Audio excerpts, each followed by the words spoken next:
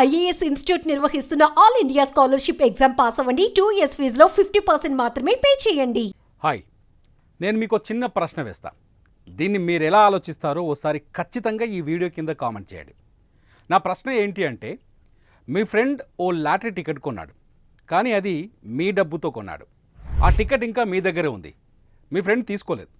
ఇంతలోపే result వచ్చింది. ఆ lottery టికెట్కి ₹1,00,00,000 వచ్చాయి. ఇప్పుడు మీరేం చేస్తారు? ఆ లాటరీ టికెట్ మీ ఫ్రెండ్కి ఇచ్చి కంగ్రాచ్యులేషన్స్ అని చెప్తారా, లేదంటే ఆ ₹1,00,00,000 మీరే తీసుకుంటారా? చెప్పండి. తెలివైనోడు ఎవడైనా ఏమంటాడంటే, ఆ లాటరీ టికెట్ నేనే తీసుకుంటాను అని చెబుతారు. లేదు, నా ఫ్రెండ్కే ఇస్తాను అనేవాడు తెలివి తక్కువ వాడు అని చెప్తారు. కానీ మీరిక్కడ ఓ లాజిక్ మర్చిపోతున్నారు. 1,00,00,000 నేనే తీసుకుంటా అనేవాళ్ళు స్వార్థపరులు. ఫ్రెండ్కి ఫోన్ చేసి ఆ టికెట్ ఇచ్చేస్తా అనేవాళ్ళు నిజాయితీ పరులు. అబద్ధమా? ఇలా ఎవరైనా చేస్తారా అని ఆలోచించవచ్చు, కానీ ఓ వ్యక్తి చేశాడు.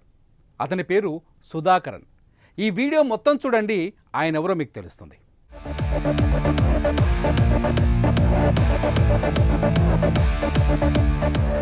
సుధాకరన్ కథ తెలుసుకోవాలి అంటే కేరళలోని కన్హన్ ఘాట్కు వెళ్ళాలి.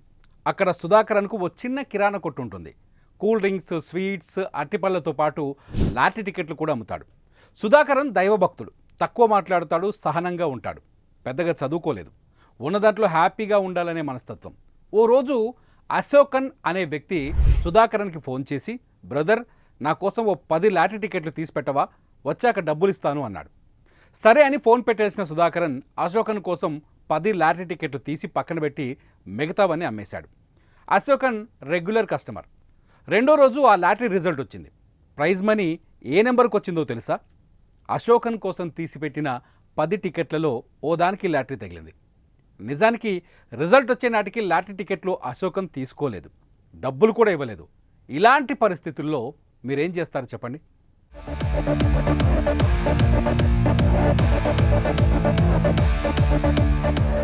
అశోకన్ డబ్బులు ఇవ్వలేదు కాబట్టి లాటరీ టికెట్ సుధాకర్కే చెందుతుంది అంటాం కదా. దాదాపు నేను కూడా అలాగే అనుకున్నాను, కానీ సుధాకరన్ అలా అనుకోలేదు. అశోకన్ కోసం తీసిన ఆ లాటరీ టికెట్ ఆయనకే చెందుతుందని నిర్ణయించుకున్నాడు. అది న్యాయం కాదు అనుకున్నాడు. తండ్రికి ఫోన్ చేసి ఓ మాట అడిగాడు, నాన్న, ఇది పరిస్థితి, నన్నేం చేయమంటావు అని. ఎందుకంటే వచ్చింది ₹1,00,00,000.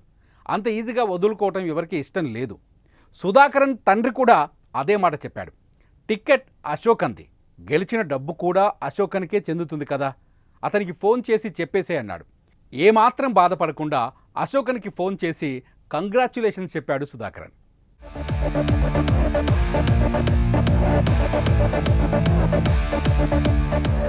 నిజానికి బంపర్ ఆఫర్ తగిలిన టికెట్ను తన దగ్గర పెట్టుకొని మరేదో టికెట్ ఇవ్వచ్చు, లేదంటే డబ్బులు ఇవ్వలేదు కాబట్టి అశోకన్కి టికెట్ ఇవ్వాల్సిన పని లేదని కూడా వాదించవచ్చు.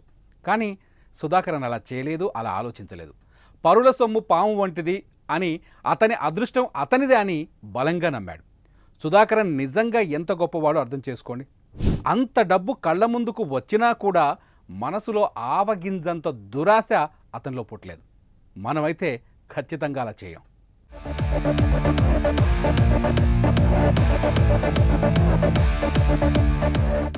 నిజానికి సుధాకరన్ కోట్ల రూపాయల డబ్బులున్న మనిషి కాదు. తన కొట్టు ద్వారా నెలకు కేవలం 10,000 మాత్రమే సంపాదిస్తాడు.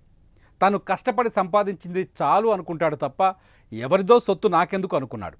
ఈ వీడియో చూసే వాళ్ళలో సుధాకరన్ లాంటి వ్యక్తులు ఎంతమంది ఉన్నారు చెప్పండి?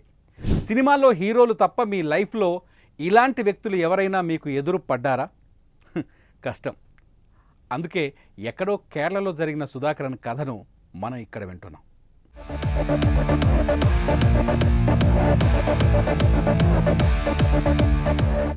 నిజానికి ఇది 2014లో జరిగింది.